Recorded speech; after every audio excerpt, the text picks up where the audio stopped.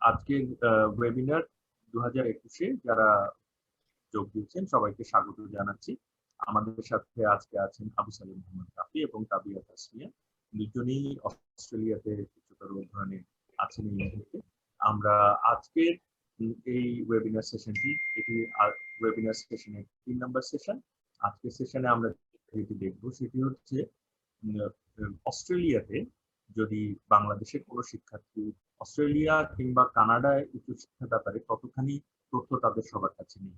আজকে আমাদের যে ওয়েবিনারটি হবে সেখানে যে দুজন বক্তা আছেন তাদের কাছ থেকে আমরা অস্ট্রেলিয়াতে উচ্চশিক্ষায় যাওয়ার জন্য কি ধরনের প্রস্তুতির প্রয়োজন হবে, আচ্ছা উচ্চশিক্ষায় যাওয়ার জন্য কি ধরনের প্রস্তুতির প্রয়োজন হবে এবং একই সাথে তারা আসলে কোন কোন ক্ষেত্রে যেতে পারেন, এবং একই সাথে আরো একটি বড় চিন্তা যেটি থাকে, যদি আমাদের এই ওয়েবিনারে আমার ধারণা যে শিক্ষার্থীরা এসছেন বেশিরভাগই শিক্ষার্থী যারা তারা যুক্ত হয়েছেন তাদের একটা বড় জিজ্ঞাসা থাকে যে অর্থায়নটি কিভাবে হবে, অর্থাৎ উচ্চশিক্ষা তো একটি বড় খরচের ব্যাপার, সেই খরচটি তারা কিভাবে জোগাড় করতে পারবে। তো আমি প্রথমেই পরিচয় করিয়ে দিচ্ছি তাবিয়া তাসমিয়ার সাথে। তাবিয়া তাসমিয়া উনি MA ডিগ্রি করছেন TESOL-এ, teaching of English as second language something. আমি একেবারে এই বিষয়টা খুব ভালো বুঝি না, আশা করি তাবিয়া আমাদেরকে খুব চমৎকারভাবে বুঝিয়ে দেবেন। উনি মোনাশ ইউনিভার্সিটিতে মাস্টার ডিগ্রি করছেন। ওনার রিসার্চ যে বিষয়গুলো নিয়ে উনি গবেষণা করছেন সেগুলি খুবই কৌতূহলোদ্দীপক এবং আকর্ষণীয়। এমবেডেড ইংলিশ ফর সাস্টেইনেবিলিটি, বাংলাদেশে English for education for sustainability. Education, আমরা সাস্টেইনেবিলিটি নিয়েও অনেক কথা শুনেছি, টেকসই উন্নয়ন, টেকসই গণতন্ত্র, অনেক কথা শুনেছি, কিন্তু টেকসই শিক্ষা এটি আসলে কিভাবে সম্ভব সেটি নিয়ে আলোচনা মনে হয় অনেক কম হয়।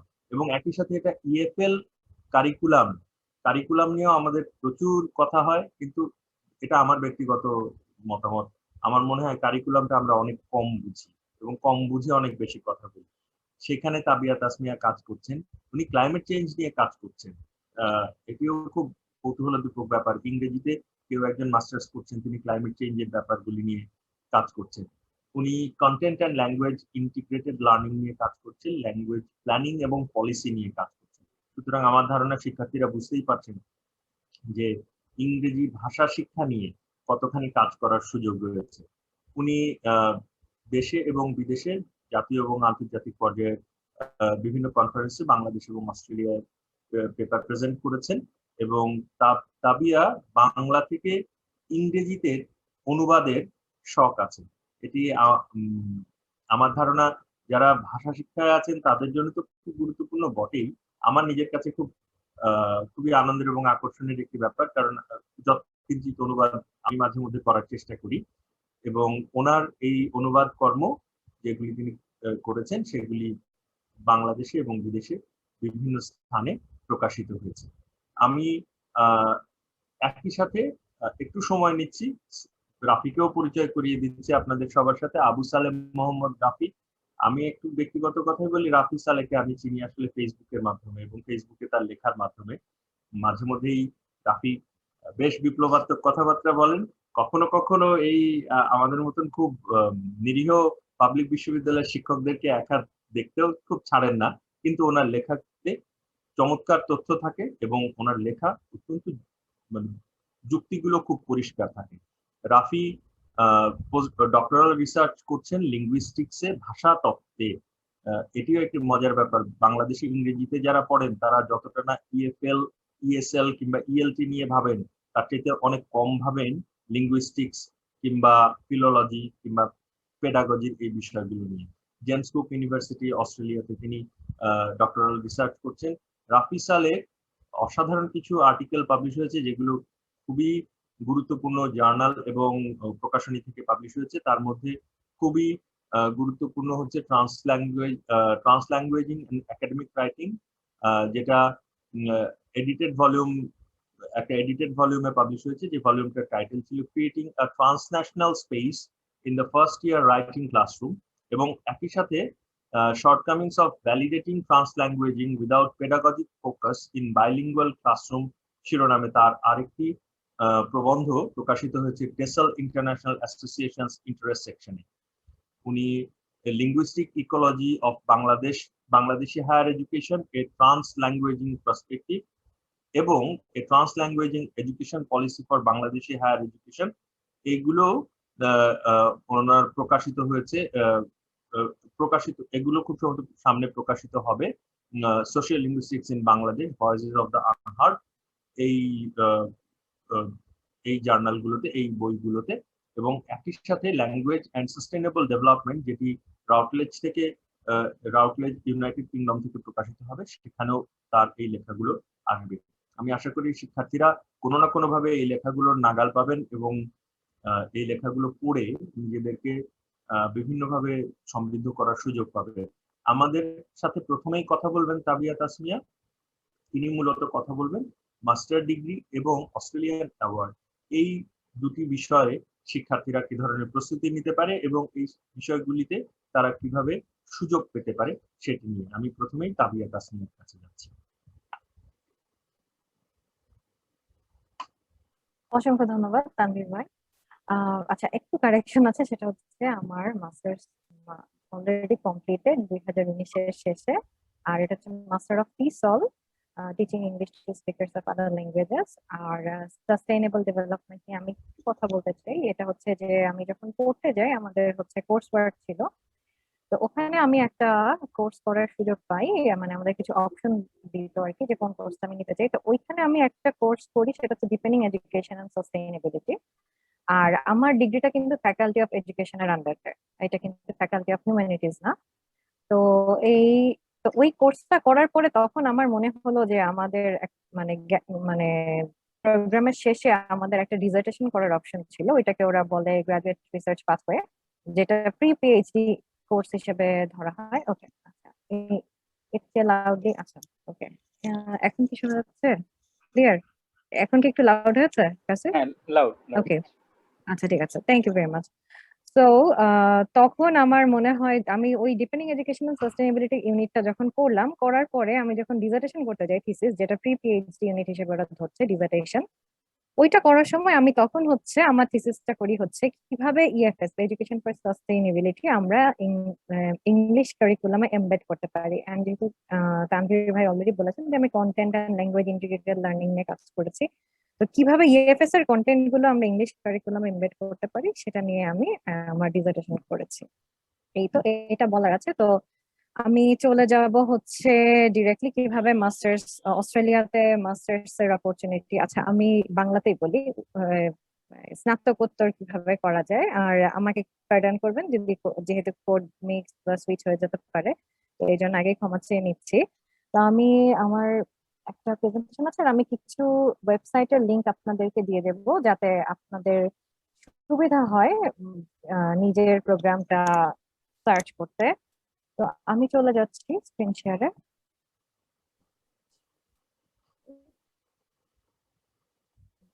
দেখা যাচ্ছে? হ্যাঁ, দেখা যাচ্ছে। ঠিক আছে,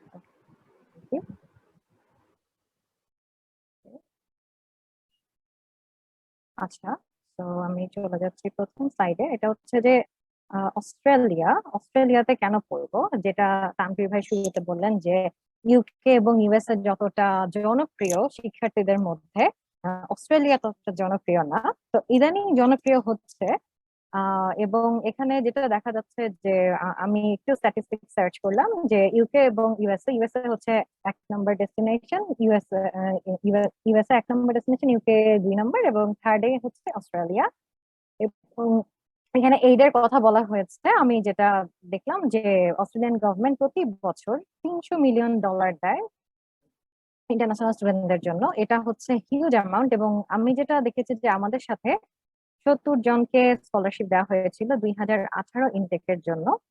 তো সেইখানে মানে হিউজ একটা অ্যামাউন্ট আমাদেরকে দেওয়া হয়েছে, অনেক বিশাল একটা পরিমাণ। মানে আমাদের টিউশন ফি কভার করেছে, এয়ার ফেয়ার দিয়েছে, আমাদের লিভিং কস্ট দিয়েছে, আমাদের হেলথ ইন্স্যুরেন্স ছিল, সেগুলো সবকিছু ওরা দিয়েছে। তো এই কারণে আপনারা বুঝতে পারছেন যে বাংলাদেশ থেকে তো মাত্র 70 জন, কিন্তু ওরা প্রতি বছর পুরো বিশ্ব থেকে 3000 স্কলারশিপ দেয় এরকম। সুতরাং এই যে অঙ্কটা দেখছি, এই অঙ্কটা আসলে ওরা ইনভেস্ট করে। আচ্ছা, তারপরে হচ্ছে কেন পড়তে যাব অস্ট্রেলিয়াতে, কারণ হচ্ছে যে স্টুডেন্ট সিটিজ মানে বেস্ট স্টুডেন্ট মানে ছাত্রছাত্রীদের জন্য থাকার মতো খুব ভালো ভালো 7টা শহর হচ্ছে অস্ট্রেলিয়াতে আছে। এখানে নামগুলো দেখতে পাচ্ছেন, Melbourne, Sydney, Brisbane, Canberra, Adelaide, Partha এবং গোল্ড কোস্ট। আর অস্ট্রেলিয়াতে বর্তমানে প্রায় 7 লাখ ইন্টারন্যাশনাল স্টুডেন্ট আছে, এবং আরেকটা হচ্ছে যে ওয়ার্ল্ড ক্লাস এডুকেশন এন্ড রিসার্চের জন্য অস্ট্রেলিয়া এখন অনেক জনপ্রিয় হচ্ছে, বা অস্ট্রেলিয়ান ডিগ্রি এখন ওয়ার্ল্ড ওয়াইড অনেক রিনাউন্ড। তো আরেকটা বিষয় হচ্ছে অস্ট্রেলিয়াতে কিছু ইউনিভার্সিটি আছে, গ্রুপ অফ 8 বলা হয়, আমি সেখানে যাচ্ছি। আহ এই গ্রুপ অফ 8 ইউনিভার্সিটির মধ্যে আছে হচ্ছে আপনার দেখতে পাচ্ছেন যে 8টা ইউনিভার্সিটি আছে। এই 8টা ইউনিভার্সিটি হচ্ছে রিসার্চ এবং এডুকেশনে পায়োনিয়ার যেটা ধরা হয়। তো ওয়েস্টার্ন অস্ট্রেলিয়া মোনাশ আছে যেখানে আমি পড়েছি, এএনইউ অস্ট্রেলিয়ান ন্যাশনাল ইউনিভার্সিটি, এটা ক্যানবেরাতে। অ্যাডেলাইড হচ্ছে ইউনিভার্সিটি অফ অ্যাডেলাইড, এটা হচ্ছে অ্যাডেলাইডে। ইউনিভার্সিটি অফ মেলবোর্ন, এটা হচ্ছে ভিক্টোরিয়াতে। মোনাশ এবং ইউনিভার্সিটি অফ মেলবোর্ন এই দুটো হচ্ছে ভিক্টোরিয়াতে। দেন আছে university of New South Wales সিডনিতে, ইউনিভার্সিটি অফ কুইন্সল্যান্ড এটা কুইন্সল্যান্ডে, অ্যান্ড ইউনিভার্সিটি অফ সিডনি। সুতরাং নিউ সাউথ ওয়েলসে দুইটা ইউনিভার্সিটি, ভিক্টোরিয়াতে দুইটা ইউনিভার্সিটি, ক্যানবেরাতে একটা। মোটামুটি অস্ট্রেলিয়াতে ছড়িয়ে আছে এই 8টা ইউনিভার্সিটি, প্রতিটা স্টেটে আছে, এবং এই 8টার মধ্যে 6টা হচ্ছে টপ 100-এ আছে।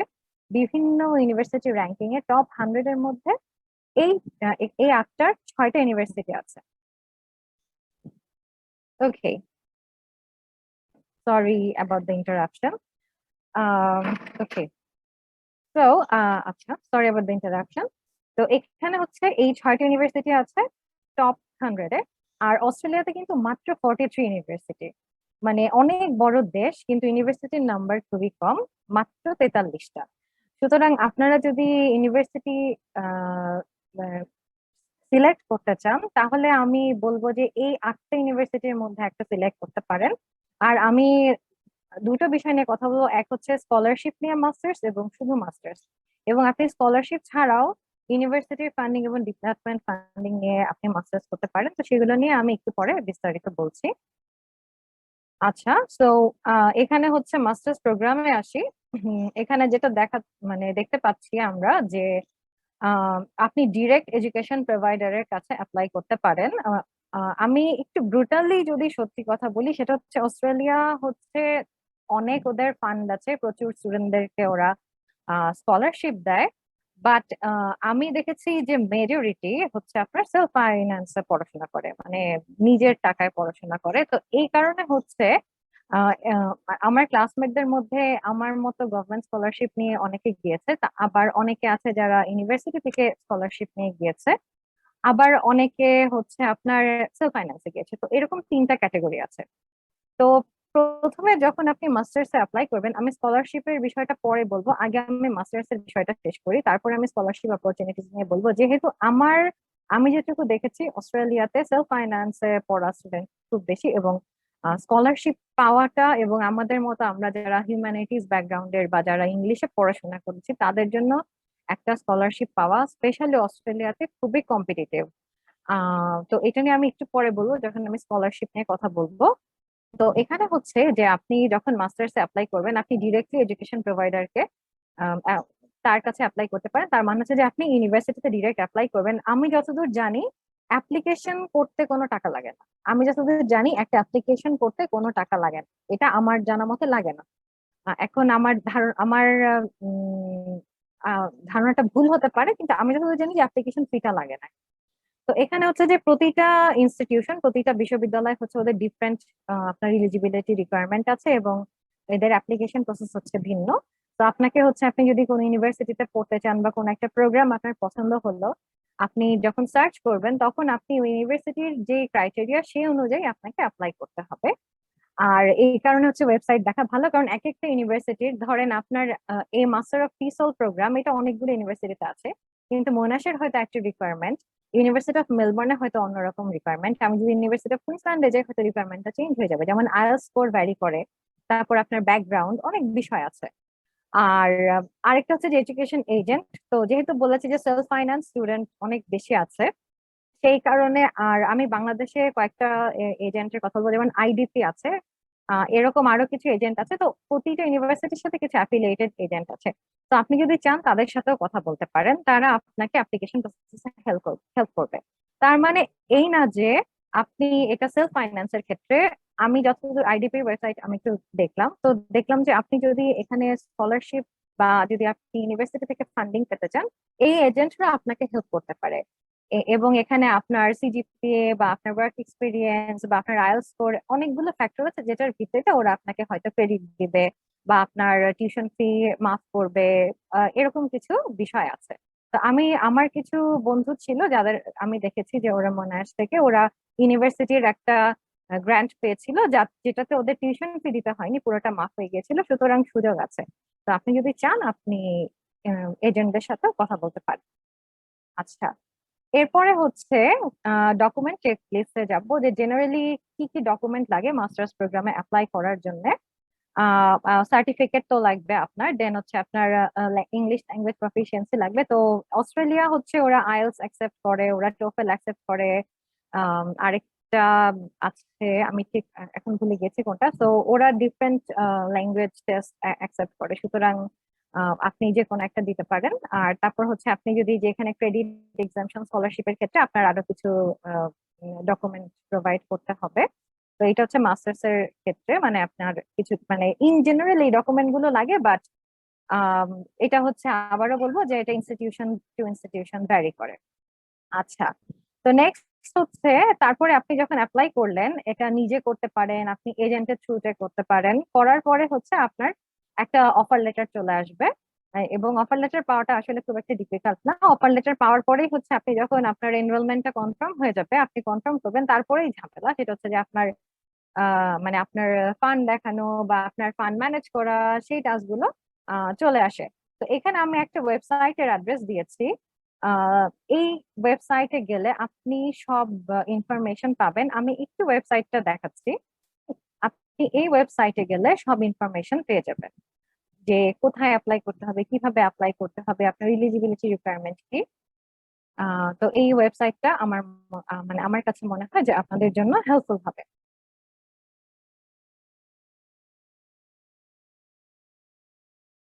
তো এই হচ্ছে শর্টকাটে হচ্ছে একটা মাস্টার্স প্রোগ্রামে অ্যাপ্লাই করার বিষয়। আর আরেকটা জিনিস আমি বলবো যে অস্ট্রেলিয়াতে কিন্তু মানে নর্থ আমেরিকার মতো জিআরই বা টোফেল মানে জিআরই দেয়া লাগে না। এবং আমি যেটা দেখেছি যে বেশিরভাগ বিশ্ববিদ্যালয় আপনার আইএলটিএস করতে ওরা খুব কম চায়। মানে 6 বা 6.5 থাকলে বেশিরভাগ বিশ্ববিদ্যালয়ে আপনি হচ্ছে অ্যাপ্লাই করতে পারবেন। তো ওদের হচ্ছে আইএলটিএস রিকোয়ারমেন্টটা কম। এখন কেন কম সেটা আমি জানি না, বাট আমি যেটুকু দেখেছি যে হয়তো বা অনেক বেশি স্টুডেন্ট যাতে এনরোল করতে পারে এই কারণে ওরা হচ্ছে রিকোয়ারমেন্টটা কমিয়ে রেখেছে। কিন্তু আপনি যখন স্কলারশিপের ক্ষেত্রে যাবেন, স্কলারশিপের জন্য আপনি অ্যাপ্লাই করবেন, বা ওই ক্ষেত্রে হচ্ছে আপনার তখন মানে কম্পিটিশনটা ডিফিকাল্ট হয়ে যায়। তো আমি হচ্ছে স্কলারশিপ অপশনে চলে যাচ্ছি। তো এই হচ্ছে মানে এইটুকুই ছিল যে একটা মাস্টার্স প্রোগ্রামে কিভাবে অ্যাপ্লাই করবেন। মানে আমি যদি মানে সংক্ষেপে বলি, সেটা হচ্ছে যে আপনি নিজে অ্যাপ্লাই করতে পারেন, এজেন্টের থ্রুতে অ্যাপ্লাই করতে পারেন, ইউনিভার্সিটিতে সার্চ করবেন আপনার যেটা পছন্দের প্রোগ্রাম, সেভাবে করে আপনি অ্যাপ্লাই করতে পারেন। এরপরে চলে যাচ্ছি আমি স্কলারশিপ অপশনে। অস্ট্রেলিয়াতে কয়েক রকমের স্কলারশিপ প্রোভাইডার আছে। যেমন যেটা আমি বলেছি প্রথমে, যে অস্ট্রেলিয়ান এডুকেশন ইনস্টিটিউশন, সো ইউনিভার্সিটিতে ওদের ফান্ড থাকে। আম, যেহেতু আমার বন্ধুরা অনেকেই যারা মাস্টার্স করেছে আমার সাথে, ওরা অনেকে ইউনিভার্সিটি থেকে ফান্ড নিয়ে এসেছে। মানে মোনাশ থেকে ওদের জন্য গ্র্যান্ট ছিল। সুতরাং আপনি এটা অ্যাপ্লাই করলে হয়তো পাবেন। সেটা আপনার ওই আবারও বলছি যে ইউনিভার্সিটির ওপরে ডিপেন্ড করছে। দেন হচ্ছে অস্ট্রেলিয়ান গভর্নমেন্ট, যেটা আমি পেয়েছিলাম অস্ট্রেলিয়া অ্যাওয়ার্ডস। আরেকটা ছিল এন্ডেভার স্কলারশিপ, যেটা আমি যতদূর জানি 2019 থেকে ওরা বাংলাদেশের জন্য এন্ডেভার স্কলারশিপ দিচ্ছে না। আর অস্ট্রেলিয়া অ্যাওয়ার্ডস এর একটা বিষয় হচ্ছে যে আমি ঠিক জানি না, 2018-তে আমরা যখন গেলাম, মানে তার আগের ওরা পিএইচডি অপশন, যারা পিএইচডি করতে চাইতো তাদেরকে ওরা স্কলারশিপটা দিত। কিন্তু এখন শুধুমাত্র মাস্টার্স এর জন্য অস্ট্রেলিয়া অ্যাওয়ার্ডস দেওয়া হচ্ছে। বাংলাদেশে শুধুমাত্র মাস্টার্স ডিগ্রির জন্য আপনাকে অস্ট্রেলিয়া অ্যাওয়ার্ডস দেওয়া হবে। আর এন্ডেভার এখন পর্যন্ত এখন দেয়া হচ্ছে না। তো পরে কবে দেওয়া হবে আমি ঠিক জানি না, কিন্তু 2018-তে আমাদের সাথে দুই একজন ছিলেন যারা বাংলাদেশ থেকে এন্ডেভার স্কলারশিপ নিয়ে গিয়েছিলেন। তো এখন এন্ডেভার খুব সম্ভবত বাংলাদেশে স্কলারশিপ দিচ্ছে না, আমি যতদূর জানি। আর এখন আমাদের প্রাইম মিনিস্টার্স ফেলোশিপও আছে, যেটা আপনি চাইলে অ্যাপ্লাই করতে পারেন, যদিও সেটার ইলিজিবিলিটি ক্রাইটেরিয়া সম্পর্কে আমার কোনো আইডিয়া নাই। তো আরো কিছু স্কলারশিপ প্রোভাইডার আছে, যেমন অ্যাকোমোডেশন প্রোভাইডার, ওরা হয় আপনার অ্যাকোমোডেশনের খরচটা হয়তো দিবে। কিন্তু আমার জানা মতে বাংলাদেশ থেকে আসলে আপনি এই তিনটা অপশনই পেতে পারেন। বাংলাদেশি হিসেবে আপনি বিশ্ববিদ্যালয় থেকে পেতে পারেন স্কলারশিপ, ওদের গভর্নমেন্ট স্কলারশিপ যেটা অস্ট্রেলিয়া অ্যাওয়ার্ডস, সেটা আপনি পেতে পারেন। অথবা আপনি বাংলাদেশ থেকে যে স্কলারশিপটা প্রোভাইড করা হয় সেই স্কলারশিপটার জন্য আপনি অ্যাপ্লাই করতে পারেন। আচ্ছা, তারপরে চলে যাচ্ছে আমি অস্ট্রেলিয়া অ্যাওয়ার্ডস, যেটা আহ, আমি আমি পেয়েছিলাম। এখানে হচ্ছে যেটা দেখতে পাচ্ছেন যে এখানে বলাই হয়েছে যে কারেন্ট এবং ফিউচার লিডার অফ বাংলাদেশ যাদের contribute for their countries development. তো মেইনলি এটা হচ্ছে লিডারশিপ স্কলারশিপ এবং ডেভেলপমেন্ট স্কলারশিপ, এবং অনেক অনেক অনেক ডকুমেন্ট আপনাকে এখানে জমা দিতে হবে অ্যাপ্লিকেশনের সাথে। তো আমি ওয়েবসাইটে যাব একটু পরে এবং গিয়ে আপনাদেরকে দেখিয়ে দেবো যে কি কি ডকুমেন্ট হচ্ছে জমা দিতে হয়, এবং এটা একটা বিশাল, খুবই লম্বা একটা প্রসেস। এখন উইন্ডোটা ওপেন আছে, এপ্রিলের 30 তারিখে বন্ধ হয়ে যাবে। অস্ট্রেলিয়া অ্যাওয়ার্ডস এর উইন্ডো ওপেন হয় হচ্ছে ফেব্রুয়ারির 1 তারিখে এবং বন্ধ হয়ে যায় হচ্ছে এপ্রিলের 30 তারিখে। তো আপনাদের যদি মনে হয় যে আপনি অ্যাপ্লাই করতে পারেন বা আপনার আইএলটিএস স্কোর আছে, আপনি তাহলে অস্ট্রেলিয়া অ্যাওয়ার্ডস এ অ্যাপ্লাই করতে পারেন। তো এখানে ইলিজিবল, তারপরে বাংলাদেশে আছেন মাস্টার্স ডিগ্রি, শুধুমাত্র মাস্টার্স ডিগ্রির জন্য। এটা এটা খুব মানে পিএইচডির জন্য চাইলে হবে না, বাট আপনি মাস্টার্স ডিগ্রির জন্য অ্যাপ্লাই করতে পারবেন। আর আর হচ্ছে যে অস্ট্রেলিয়ান কারোর সাথে আপনার যদি, ধরেন আপনার অস্ট্রেলিয়ান আহ, কারোর সাথে বিয়ে হয়েছে বা বিয়ে ঠিক হয়ে আছে, তাহলে সেই ক্ষেত্রে হয়তো বা আপনি স্কলারশিপটা পাবেন না, এরকম কিছু একটা হতে পারে। তো এই হচ্ছে আপাতত অস্ট্রেলিয়া অ্যাওয়ার্ডস নিয়ে বলার। তো কিভাবে অ্যাপ্লাই করব সেটা নিয়ে একটা ভিডিও আছে। আমি ওই মানে এটা আসলে অনেক লেন্দি প্রসেস এবং অনেক ডকুমেন্ট লাগে, অনেক অনেক অনেক ডকুমেন্ট জমা দিতে হয় আপনার। রেফারেল মানে রেফারি রেফারেন্স থেকে শুরু করে ওদের সিভির একটা ফরম্যাট আছে, আপনাকে একটা ডেভেলপমেন্ট ইম্প্যাক্ট প্ল্যান দিতে হবে, মানে প্রচুর ডকুমেন্ট সাবমিট করতে হয়। তো আপনারা যদি চান এখন অ্যাপ্লাই করতে পারেন, কিন্তু আমি যেটা বলবো যে যদি আপনি এর পরের বছর অ্যাপ্লাই করতে চান, অবশ্যই ফেব্রুয়ারির শুরুতেই এবং আগে হচ্ছে আপনাকে অ্যাপ্লাই করে ফেলতে হবে, কারণ শেষের দিকে হচ্ছে সার্ভার ক্র্যাশ করে ওদের। এবং আমার ক্ষেত্রে যেটা হয়েছিল যে আমি হচ্ছে একটু প্রোক্রাস্টিনেট করি। তো আমি যখন অ্যাপ্লাই করতে যাচ্ছি তখন ওদের সার্ভার ক্র্যাশ করলো এবং আমার হচ্ছে ডেডলাইন মিস হয়ে গেল, এবং এটা নিয়ে আমার খুবই খুবই মন খারাপ হয়ে যায়। তো তারপরে আমি যেটা দেখি যে ওরা 5 দিন এক্সটেন্ড করে মের 5 তারিখ পর্যন্ত করে, এবং আমি ওই এক্সটেনশন টাইমে আমার অ্যাপ্লিকেশন জমা দিয়েছি। তো ওদের সার্ভার আমি যেটা দেখেছিলাম যে মার্চের 24-25 তারিখ থেকে ক্র্যাশ করতে থাকে। তো এই কারণে আপনি যদি অ্যাপ্লাই করতে চান তাহলে হচ্ছে আপনাকে আগে থেকে অ্যাপ্লাই করতে হবে বা সব কাগজপত্র গুছিয়ে রেখে তারপর অ্যাপ্লাই করতে হবে। তো আমি হচ্ছে ওদের ওয়েবসাইটে যাব এবং এরপরে আমি ভিডিও একটা ছোট একটা 6 মিনিটের ভিডিও আছে, আমি জানি না ওটা আমি পুরোটা দেখাতে পারবো কিনা, ভিডিওটা দেখাবো যে আপনি কিভাবে অ্যাপ্লাই করবেন। তা আমার কাছে মনে হয়েছে যে কথা বলার চেয়ে ওরা যে ভিডিওটা দিয়েছে ওটা আপনারা দেখলে আপনারা বুঝতে পারবেন। আহ চলে যাচ্ছি আমি ওয়েবসাইটে।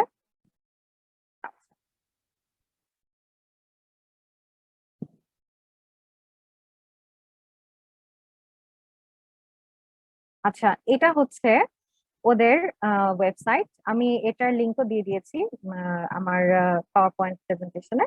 তো এটা হচ্ছে বাংলাদেশের জন্য যে ওয়েবসাইটটা, সেটা এখানে দেখতে পাচ্ছেন যে অ্যাপ্লিকেশন হচ্ছে আর 24 দিন পরে ক্লোজ হয়ে যাবে 30 এপ্রিল। এই প্রতি বছরই উইন্ডোটা সেম থাকে, ফেব্রুয়ারির 1 থেকে এপ্রিলের 30। এবং এখানে আপনি ডকুমেন্ট কি কি জমা দিতে হবে সেটা দেখতে পারেন। এই যে ওয়েসিস, যেটা এটার থ্রুতে অ্যাপ্লাই করতে হয় এবং খুবই লেন্দি প্রসেস। আপনার মিনিমাম মানে আপনি যদি ডকুমেন্ট সব রেডি করে জমা দেন, মানে আমি বলবো যে আমার মোটামুটি 1 মাস লেগেছে এই পুরো অ্যাপ্লিকেশনটা সাবমিট করতে, কারণ অনেক অনেক কাজ করতে হয়। আচ্ছা, এই ভিডিওটা আছে, এটা আমি একটু পরে দেখাবো আপনাদেরকে। এখানে একটু রিকোয়ারমেন্ট নিয়ে কথা বলি, যেটা বলেছিলাম যে আইএলটিএস স্কোরটা একটু কম থাকে। এখানে দেখেন বলেছে আইএলটিএস 6.5 এবং নো ব্যান্ড লেস দ্যান 6, যেটা আমার মনে হয় যে মানে অস্ট্রেলিয়া ওভারঅল ওরা আইএলটিএস স্কোর কম চায়। সুতরাং আপনার যদি মানে অনেক বেশি মানে হায়ার স্কোরের দরকার নাই। টোফেল স্কোর 84 চেয়েছে, এন্ড পিটিই যেটা আমি ভুলে গিয়েছিলাম সেটাও দিতে পারেন। আচ্ছা, এবং must be submitted with the application, অ্যাপ্লিকেশনের সাথে আপনাকে আইএলটিএস স্কোর বা টোফেল স্কোর জমা দিতে হবে। আর আরেকটা ইন্টারেস্টিং ফ্যাক্ট হচ্ছে ওরা ওমেন বা মহিলাদেরকে খুবই কনসিডার করে। আর যে 50% কোটা থাকে হচ্ছে মেয়েদের জন্য। ধরেন বাংলাদেশ থেকে যদি 70টা স্কলারশিপ দেওয়া হয়, তাহলে 35টা স্কলারশিপ পাবে মেল এবং 35টা স্কলারশিপ পাবে ফিমেল। তো এটা হচ্ছে যারা নারী বা ফিমেল তাদের জন্য একটা অবশ্যই মানে অ্যাডভান্টেজ, এবং আমি আশা করবো আপনারা অ্যাপ্লাই করবেন। এবং এখানে দেখবেন যে নারীদের জন্য আইএলটিএস রিকোয়ারমেন্ট আরো কম। যে এখানে দেখেন ওভারঅল স্কোর চেয়েছে 6 এবং নো ব্যান লেস দেন 5.5। তো হচ্ছে আপনার মানে মেয়েদের ক্ষেত্রে ওরা একটু ছাড় দেয়। তো এটা আমি বলবো যে যারা নারী আছেন এখানে যারা শুনছেন তারা আপনারা অবশ্যই এটা অ্যাপ্লাই করবেন। আর আচ্ছা, এটা গেল ওরা বলেছে। এরপরে চলে আসি যে ডকুমেন্টেশন নিয়ে, যেটা বলছে যে এখানে আপনি দেখবেন যে ওরা প্রতিটা টেমপ্লেট দিয়ে দিয়েছে। হ্যাঁ, আপনার ইনফরমেশন আছে এখানে, সিভি টেমপ্লেট, মানে প্রতিটা জিনিস হচ্ছে ওদের ফরম্যাটে আপনাকে জমা দিতে হবে। সিভিটা ওদের টেমপ্লেট অনুযায়ী রেডি করতে হবে, রেফারি রিপোর্টটা ওদের ফরম্যাট অনুযায়ী রেডি করতে হবে। আপনার একটা ডেভেলপমেন্ট ইম্প্যাক্ট প্ল্যান, যেটা খুবই জরুরি, এটা নিয়ে আমি খুব শর্টকাটে বলি। আপনার প্রোগ্রাম, আপনার চাকরি এবং আপনি দেশে এসে কি করবেন, এই তিনটা জিনিসের মধ্যে মিল থাকতে হবে। আর আরেকটা বিষয় হচ্ছে অস্ট্রেলিয়া অ্যাওয়ার্ডসে আপনার 2 বছরের জব এক্সপিরিয়েন্স লাগে রিলেভেন্ট ফিল্ডে। যেমন আমি ইংলিশে পড়েছি, পড়ার পরে আমি বিশ্ববিদ্যালয়ে ইংরেজি পড়িয়েছি এবং আমি কিন্তু আবার ওই ইংরেজি ভাষা শিক্ষণ নিয়েই পড়ে এসেছি। তো যেটা হচ্ছে যে আমার কিন্তু প্রিভিয়াস স্টাডি, আমার জব এবং আমি যা পড়েছি এবং দেশে এসে আমি আবার কিন্তু সেই ইংরেজি পড়াচ্ছি, এগুলো কিন্তু কানেক্টেড। তো এই কারণে মানে আপনার আপনি কি পড়তে চান বা আপনি কি কাজ করছেন বা আপনি পড়ে এসে কি করবেন, সেই জিনিসগুলোর মধ্যে সম্পর্ক থাকাটা খুবই জরুরি। তো এই ডেভেলপমেন্ট ইম্প্যাক্ট প্ল্যানটা হচ্ছে খুবই কেয়ারফুলি আপনাকে তৈরি করতে হবে, কারণ এটার উপরেই আপনি স্কলারশিপের যে ইন্টারভিউ কলটা পাবেন কিনা সেটা নির্ভর করছে। সুতরাং এইটা খুবই গুরুত্বপূর্ণ। আচ্ছা, তারপরে ডিসেবিলিটি, ওদের বিভিন্ন, আমি যেটা বলেছি যে ওদের বিভিন্ন কোটা আছে। ওরা যেমন সরকারি চাকরিজীবীদের দেয়, সেরকম এনজিও তে যারা চাকরি করে তাদেরকে দিচ্ছে ডিসেবিলিটি, ওনাদের কোটা আছে। তারপর আমাদের যারা ইন্ডিজিনাস লোকজন আছে, ইন্ডিজিনাস পিপল, তাদের জন্য কোটা আছে। তো এই স্কলারশিপ পুরোটাই হচ্ছে মানে ডিফারেন্ট সেক্টরের জন্য ডিফারেন্ট কোটা আছে। তো এটা হচ্ছে বলার। আর হচ্ছে যে আপনার আর আর রিসার্চ প্রপোজাল অবশ্যই আপনাকে মানে আপনার একটা স্টেটমেন্ট অফ পারপাস বা একটা রিসার্চ প্রপোজাল লিখতে হবে। তো ইউজুয়ালি যেটা দেখেছি আমি যে ওদের বেশিরভাগই হচ্ছে কোর্স ওয়ার্ক। আর আমি হচ্ছে কোর্স ওয়ার্কের পরে ডিসার্টেশন করতে পেরেছিলাম এবং এটার জন্য আপনার মার্কস লাগে। সেটা হচ্ছে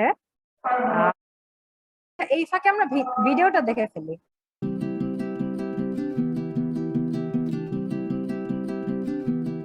So, you want to apply for an Australia Awards scholarship. To help you submit the strongest application possible, this video will take you through some crucial steps. The information contained in this video has been summarised for countries covered by the Australia Awards program in South and West Asia. Please refer to the country-specific websites for details relevant to your country. So, let's start at the beginning. Are you eligible? The eligibility criteria are applied strictly, so make sure you meet all the criteria before starting your application. General eligibility requirements can be checked in the Australia Awards Scholarships Policy Handbook. You must also ensure you meet this year's country-specific eligibility criteria. Helpful links and tools can be found on the country pages on the Australia Awards in South and West Asia website. Once you have checked that you are eligible, you can proceed further. Consider your personal goals and the development needs of your country. Before starting an application, consider the relationship between your academic and professional goals and your country's development needs. Remember that Australia Awards scholarships are for current and future leaders who want to contribute to their country's development. Clearly express how the scholarship will positively affect your career plans and your potential to contribute to development in your country on your return. This will strengthen your application. Research the Australia Awards scholarships. Make sure to read the information for study commencing in 2019 documentation for your country, because it outlines the goals of the program, the target groups, priority areas of study, eligibility criteria, the application process, and key dates and deadlines. You may also want to consult with Australia Awards alumni from your workplace or community. Research available university courses. The CRICOS website has information on courses available to international students.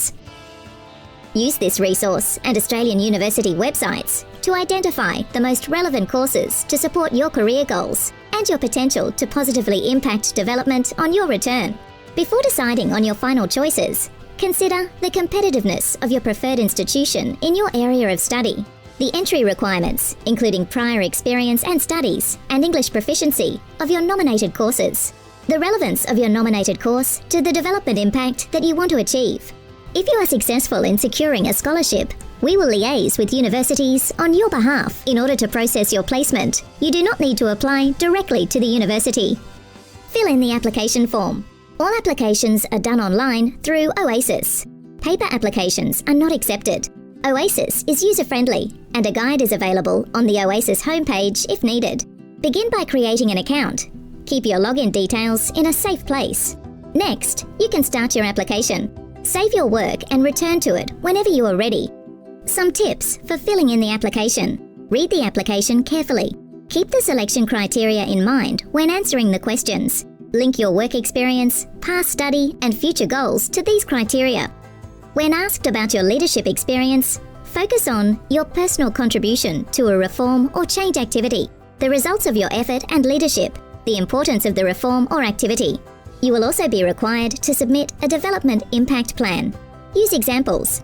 Make sure that your plan is feasible and directly related to your proposed degree and the development needs of your country. Check for spelling and grammar mistakes. Make sure you have provided the required documents and answered all the questions. Comply with word limits. Avoid acronyms and jargon. If you have a disability, declare this in your application. Doing so will not put you at a disadvantage. It will help us support you and make reasonable adjustments where necessary. Gather and prepare supporting documents.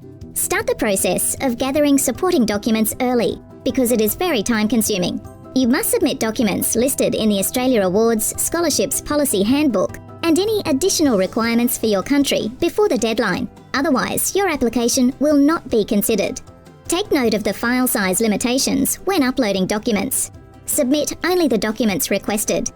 Check your completed application carefully and click Submit. Submit your application early. Oasis experiences peak usage in the days leading up to the deadline, and applicants may experience significant delays. Once you click Submit, new information and documents cannot be added. Ensure your application is complete before submitting it. Good luck! We look forward to receiving your application. তো এই হচ্ছে বলার ছিল। তো আমার মনে হয় না যে খুব একটা ডিফিকাল্ট, মানে আপনার যদি সেরকম আপনি স্টেটমেন্ট অফ পারপাস ওভাবে লিখতে পারেন বা ডেভেলপমেন্ট ইম্প্যাক্ট প্ল্যানটা সবচেয়ে ইম্পর্টেন্ট, কারণ হচ্ছে আপনি যে দেশে ফিরে কি কাজ করবেন, যেমন আমাকে দেশে আসতে হয়েছে এবং আমার দেশে এসে কাজ করতে হচ্ছে। তো এইটা খুব জরুরি যে আপনাকে স্কলারশিপটা দিচ্ছেই হচ্ছে আপনি দেশে ফিরে দেশের জন্য কাজ করবেন। তো এই কারণে আসলে আপনার ওই ডিআইপি যেটা আমরা বলি সেটা আপনার জন্য মানে খুব ভালোভাবে এটা তৈরি করাটা খুবই জরুরি। তো এই বলার ছিল অস্ট্রেলিয়া অ্যাওয়ার্ডস নিয়ে।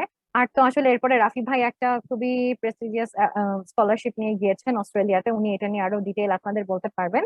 আর আমাদের জন্য আসলে ওই স্কলারশিপ অপরচুনিটি হচ্ছে এইটুকুই, আমি যতদূর জানি রিসার্চ করেছি। সো আমার মনে হয় যে আপনাদের কে হেল্প করবে হোপফুলি। সো গুড লাক সবাইকে, আমার এইটুকুই বলার ছিল। আর আমার মনে হয় তানভীর ভাই কোয়েশ্চেন আনসার তো পরে হবে, তো আমার মনে হয় রাফি ভাইকে ফ্লোর দিয়ে দিতে হবে। Thank you. আমরা মনে হয় যে কোয়েশ্চেন অনেকগুলো আসবে, তো আমরা একটু শেষে যে কোয়েশ্চেনের ব্যাপারগুলোতে আনি। আমরা আবু সালেহ মোহাম্মদ রাফির কাছে চলে যাব। রাফি সালেহ আমাদেরকে জানাবেন যে পিএইচডি প্রোগ্রামে যদি অস্ট্রেলিয়া থেকে উচ্চশিক্ষার জন্য যেতে চান তাহলে তাকে কি ধরনের প্রস্তুতি নিতে হবে এবং তার আসলে কি কি ধরনের যোগ্যতা থাকতে হবে এবং কি ধরনের বিষয়গুলো সুযোগ সেখানে রয়েছে। রাফি সালেহ। আচ্ছা, আমি আমার স্ক্রিনটা শেয়ার করি না।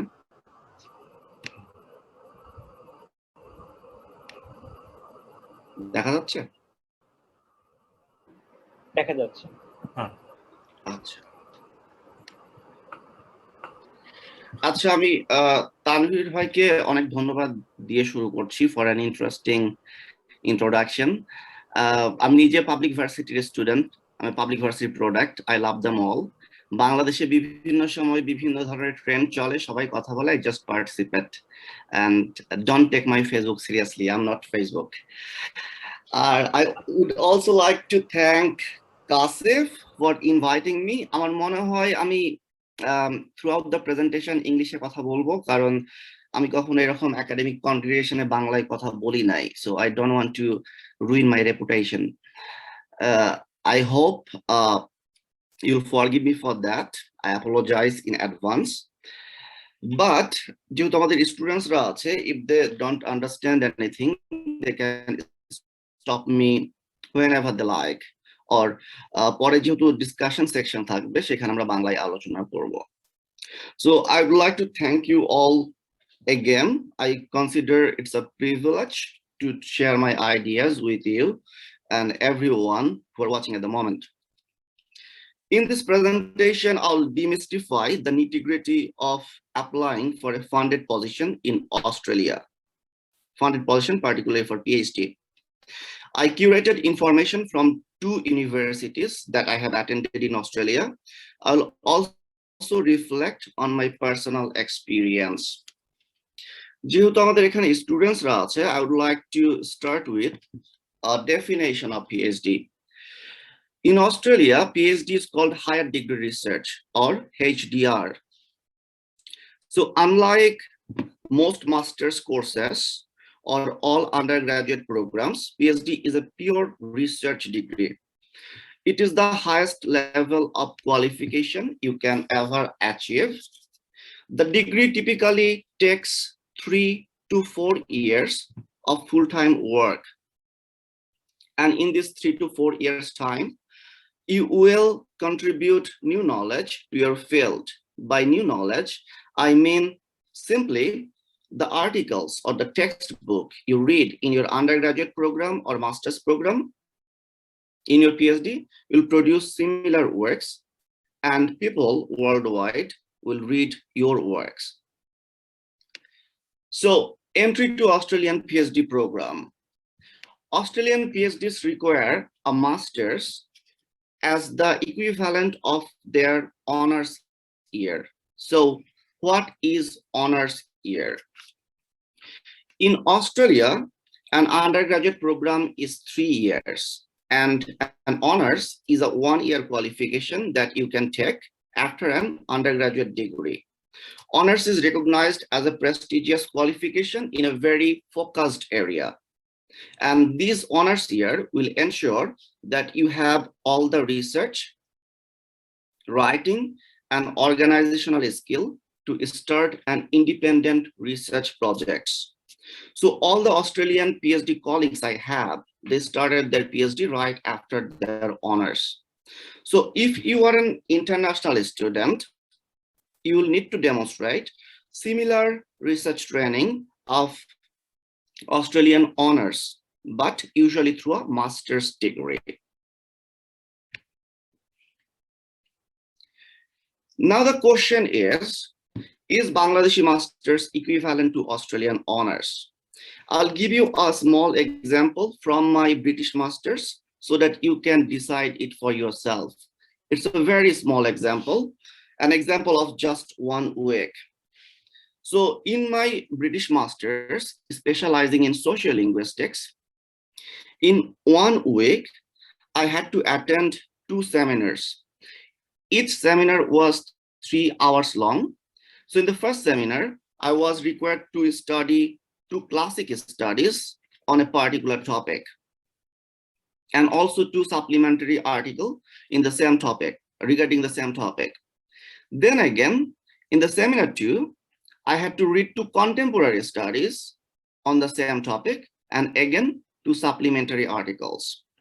That means in a week, you are supposed to read 8 scholarly articles and minimum 30 to 32 articles in a month. Then you'll finish 1 module. And after finishing that module, you'll undertake an independent case study. That means you'll take a mini-scale research. And in this process, you'll complete total 7 modules, and one research methodology course that's for like 3 months. And after completing that research methodology course, you'll write a dissertation. Excuse me.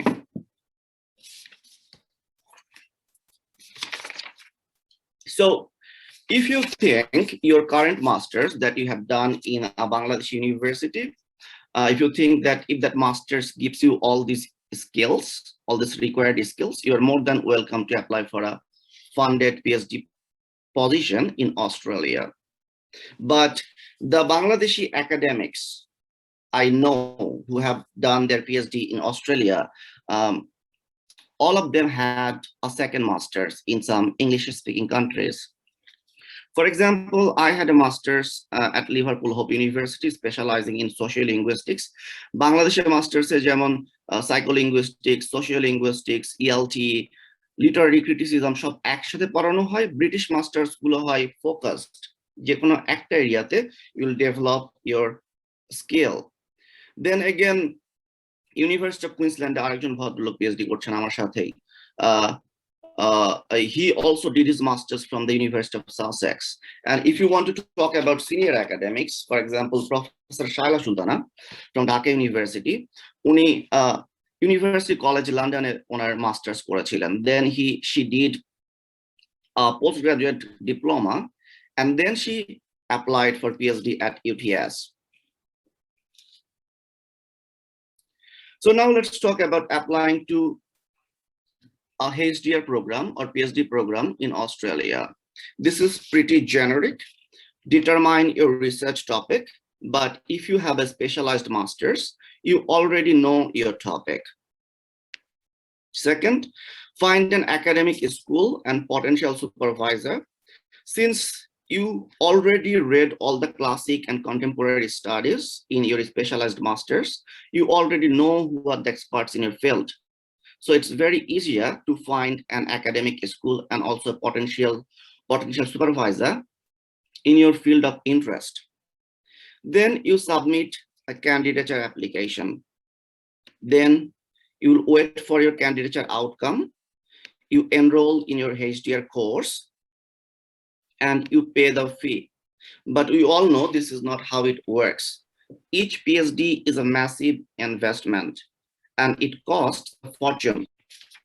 For example, Australian PhD তে এক একজন স্টুডেন্টের পেছনে তারা বাংলাদেশি টাকায় 3 বছরে around 2 কোটি টাকা খরচ করে, but it goes a lot higher. So you will apply for a scholarship unless you are super rich. So before going to the scholarships, I want to tell you that all scholarships Australian universities offer that come from the government. Government sends a chunk of money to the universities, and then the universities decide how much to spend.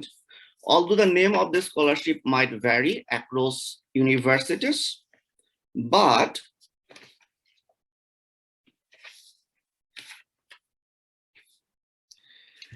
the amount will be same. So this is the description of a scholarship from my current university. The first one you can see, it's Indigenous Research Training Program. This is for indigenous population, not for us. The second one is International Research Training Scholarship. This is for us. Then Research Training Program Scholarship. This is for domestic applicants. And then JCU Postgraduate Research Scholarship. That's for all applicants. But one thing interesting, if you notice, the value of money is the same. $28,092 per year. So no matter which scholarship you receive, it doesn't make much difference. I'll give you another example from my previous university. So they pay a bit higher. If you see the amount, it's $28,597 annual stipend. And one thing important, that is it's tax-free for full-time candidates. I think in other countries you might have to pay the tax, and that's a lot. So what are the documents required for applying a funded position? An IELTS overall score of 7.5. But if you have a master's from an English-speaking country, they will waive this requirement. You don't need to sit for an IELTS. Second, you need to submit a research proposal. I could talk a lot about it, but time on permit. So probably that's for another seminar. You'll provide all your certificates. Pusha bolchilo je prochur document jama deya lage. This is very true. Ebong shudhumatro certificate jama dile hoy na. Certificate gulo notarized kora lage. You have to see a local lawyer. Then postgraduate research experience over the last 5 years. You'll also demonstrate your employment history and your top 6 publications. When I applied, I had 7 publications. So you can start publishing early. For example, my undergraduate project paper was accepted in Harvest Jagannath Journal when I was a master's student. Academy upload and it was probably the most viewed paper on that website for like consecutive 4 months. So you have to be proactive. And then you submit 2 referee reports, probably from your supervisors from your master's program. So do you think, is it possible to get a funded position in Australia after completing a master's, like right after completing your master's from a Bangladeshi university? Without exception, you probably realize no.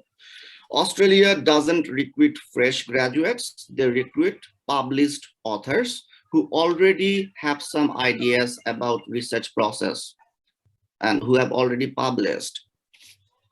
So when you meet all this requirement, you'll write to an academic, an Australian academic of your choice. And if that academic think that you are a potential candidate, they will write a wonderful statement of support for you. But does that mean your scholarship is confirmed? No. I'll walk you through the screening and selection process. So your application can score a maximum of 42.5 points based on 3 possible components. I gathered this information from my university website, but it's pretty much same or similar everywhere. So degrees and research proposal, maximum 25 points. So this will be assessed by deans of 2 relevant schools, probably one dean from linguistics and another from sociology. Then publication scoring, maximum 10 points. This will be assessed by library and information services. So first world country librarians are onek knowledgeable. They're basically expert in particular subject areas, and they will provide you many research training. For example, how to write a literature review or software training for your PhD program.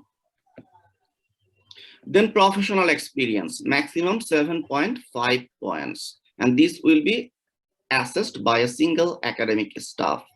So can you see your supervisor anywhere here? No.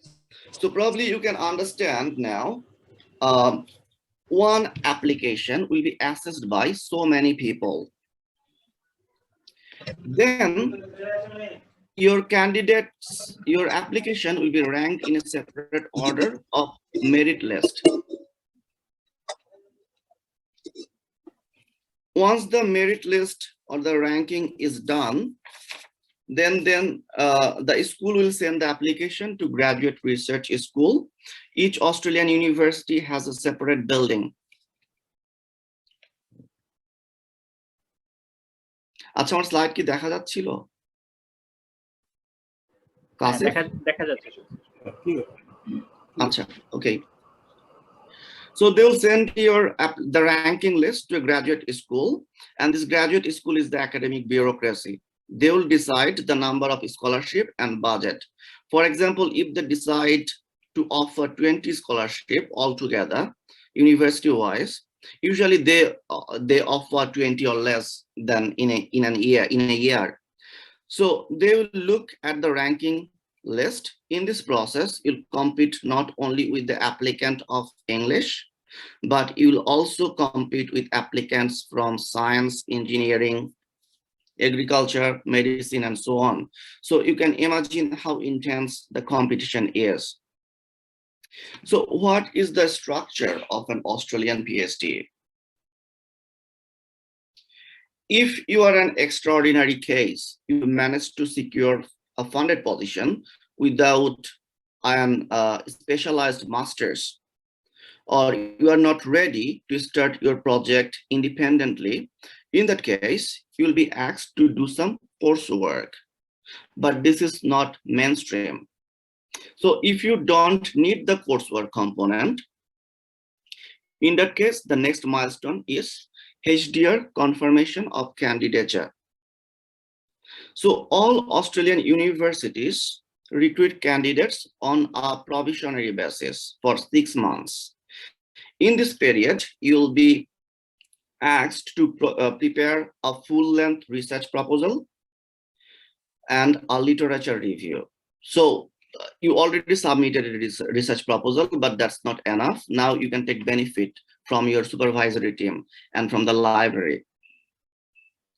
And after that, you will defend your proposal in front of a pool of experts.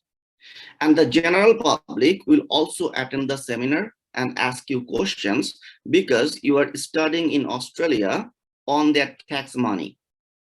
So this is pretty much nerve-wracking. And you'll see so many stakeholders are taking interest in your research. So if you pass this confirmation of candidature, your funding is guaranteed for 3 years.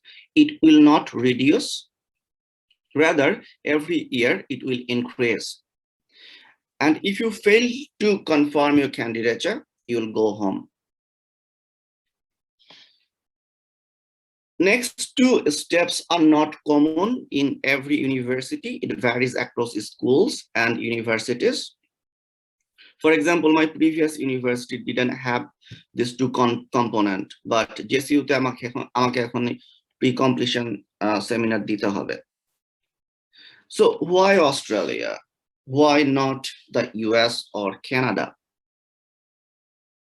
Probably because you'll be treated with more financial support and also respect to some degrees. You will not be treated as a student here, rather as a junior colleague or academic in training. Then you'll be, excuse me. Yeah, then you'll be salaried as a regular employee. You'll get paid leave and premium health insurance. So I want to mention here, Australian health system is one of the best in the world. For example, I had a bike accident in the second year of my PhD, and I broke both of my wrists. And they billed me around $12,000, but I didn't have to pay a single penny. They took care of everything. Then you'll get paid as a regular employee. That means you won't need to do any additional work, such as teaching assistantship or research assistantship. But if you want to do some of TA, in that case, you'll be paid extra. That means there's a chance to make more money. However, an Australian PhD is highly intense. So you won't get time. আমার মনে হয় আমি গত 3 বছরে মানে কোনোদিন কাজ করি নাই. Pretty much every weekend and weekdays I worked. And most importantly, you'll be able to dedicate 100% time to your research. And I can say that Australia will take the best care of you. You will also have a luxurious office for yourself. For example, this was my previous office, and it was larger than my supervisor's one. So they don't discriminate. Now let's put in perspective compare Australian PhD candidature and PhD in the US. So in year 1, you are supposed to complete your confirmation of candidature. Then you will do ethics approval. Ethics approval is also daunting. Ethics approval means you are ready to go to the field. And it takes 3 to 4 months. And sometimes it also takes 6 months. And you'll start data collection. And in the US, you will do coursework component. US ke bola hoy, it's a land of opportunity. So USA te like Kasif or Rupok অথবা অর্কর মতো অত্যন্ত মেধাবী স্টুডেন্টসরাও যেমন যায়, তেমন দেখা যায় যে যারা আগে ভালো করে নাই তারাও যেতে পারে through GRE requirement. So probably from that reason, US universities offer coursework for everyone. Then in year 2, you'll complete your data collection in Australian PhD and you'll start analyzing the data. And in the US, you'll do coursework, teaching assistantship, you'll get some teaching assistantship, and you'll sit for the qualifying exam. So this qualifying exam is probably similar to our confirmation of candidature that we have to do in 6 months' time. And then you'll start writing your thesis in 3rd year and submit, you become a doctor. And in year 3 in American PhD, candidatures will be confirmed. You'll review your qualification. So you can compare the timeline, how it progresses. Then probably in year 4, after getting your PhD, you can go for a postdoc and your US colleague will start their research. Then probably you'll get a teaching position. They will still research. You'll probably publish your first book. They will still research. So on this fun comparison, I welcome you to Australia. Thank you so much for watching. I think I can stop my screen. Yeah. Yeah, thank you. Thank you. আমার মনে হয় আমাদের এখানে যারা শিক্ষার্থীরা এসেছেন তারা বুঝতেই পারছেন যে অস্ট্রেলিয়াতে উচ্চশিক্ষার বা উচ্চতর অধ্যয়নের সুযোগ রয়েছে, কিন্তু সেটি আসলে যথেষ্ট প্রতিযোগিতামূলক। মানে এখানে আমি শিক্ষার্থীদের যে প্রশ্ন, সেই প্রশ্নে যাওয়ার আগে আমার একটি প্রশ্ন আছে, সেই প্রশ্নটি দিয়ে দুজনের কাছেই করতে চাই। কারণ খুব ইন্টারেস্টিং ব্যাপার হচ্ছে যে এখানে যে দুজন এসেছেন, দুজনই একজন টেসলে মাস্টার ডিগ্রি শেষ করেছেন আর একজন লিঙ্গুইস্টিক্সে পিএইচডি করছেন, এবং Tabia education faculty school of এডুকেশনে চলে গেছেন। রাফি খুব সম্ভবত এখনো হিউম্যানিটিজেই আছেন, আই এম নট শিওর যে এখনো আছেন কিনা। কিন্তু একটা বড় ব্যাপার এখানে যেটা থাকে যে আমাদের শিক্ষার্থীদের এবং আমাদেরও অনেকেরও একটা বড় অংশই এখনো লিটারেচারকে ধরে রাখতে পছন্দ করি, কিংবা এই হিউম্যানিটিজে লিটারেচার নিয়ে বা ইংলিশ লিটারেচার বলেন বা লিটারেচার বলেন, যেটাই বলেন, সেই দিকে থাকতেই আমরা একটু স্বচ্ছন্দ বোধ করি বা চাই। তো এই ধরনের কোনো উদাহরণ, সেই ক্ষেত্রে কি পিএইচডি এবং মাস্টার্সের প্রক্রিয়া এবং সুযোগ প্রায় একই রকম, নাকি সেটার ভিন্নতর কোনো ব্যাপার আছে, এবং সবচেয়ে বড় ব্যাপার আদৌ কোনো সুযোগ আছে কি? রাফি ভাই বলেন। You proceed, yeah. আচ্ছা, আমি যদি আসলে যেটা হচ্ছে যে আমার সাথে কিছু কলিগ অ্যাপ্লাই করেছিলেন, ওনারা হচ্ছে লিটারেচার ব্যাকগ্রাউন্ডের, কিন্তু ওনারা ইন্টারভিউ কলও পাননি অস্ট্রেলিয়া অ্যাওয়ার্ডস এর জন্য। তো আমার মনে হয় যে আসলে লিটারেচারের আমি ঠিক জানি না, কারণ কাসিফ আমার মনে হয় যে ইন্টারডিসিপ্লিনারি, গতকালকে রূপকের সেশনটা খুব ভালো ছিল। তো আসলে ওইভাবে করে কোর লিটারেচার বা পিওর লিটারেচারে যারা থাকতে চাচ্ছেন তাদের জন্য কতটুকু সুযোগ আছে আমি বলতে পারছি না। কিন্তু যেহেতু আমি জাহাঙ্গীরনগরেও মাস্টার্স করেছি অ্যাপ্লাই লিঙ্গুইস্টিক্স এবং ইএলটিতে, তো আমি তো তখন থেকে আমার স্ট্রিমটা আলাদা হয়ে গিয়েছে, আর টিসল তো ফ্যাকাল্টি অফ এডুকেশনে। তো আমি আসলে ওইভাবে বলবো না যে সুযোগ নেই, আমি আসলে জানি না যে সুযোগ কতটুকু আছে। তবে আমি যেটা দেখেছি যে আমার লিটারেচার ব্যাকগ্রাউন্ডের কলিগ কিন্তু ইন্টারভিউ কলও পান নাই। এটাই। রাফি ভাইকে নাম বলবো না, রাফি ভাই চিনে যাবেন, উনি তো আমার দাফোদিলের কলিগ। রাফি ভাই বাকিটা বলুন। আচ্ছা, আমি কিন্তু জাহাঙ্গীরনগরের লিটারেচারে পড়েছিলাম, তখনও হচ্ছে কালচারাল স্টাডিজ অ্যাডেড হয় নাই, এটা কাসিফদের ব্যাচ থেকে সম্ভবত শুরু হয়েছিল।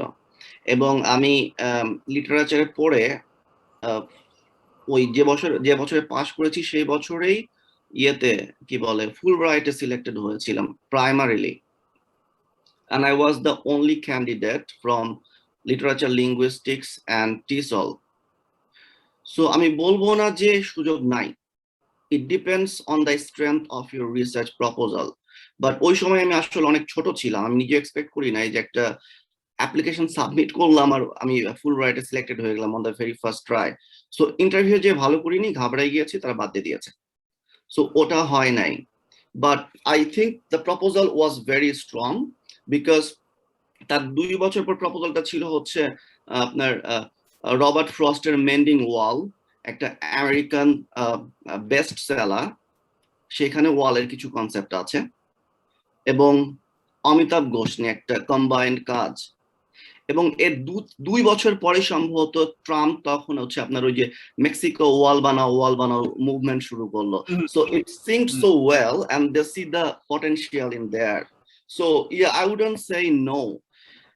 বাট আমি যখন আমার অনার্স মাস্টার্স শেষ করে চাকরি পজিশনে আসলাম, আমি দেখলাম যে I have been trained to be a romantic, এটার আসলে কার্যক্ষেত্রে অ্যাপ্লিকেশন খুবই কম। তখন আমি ডিসাইড করলাম যে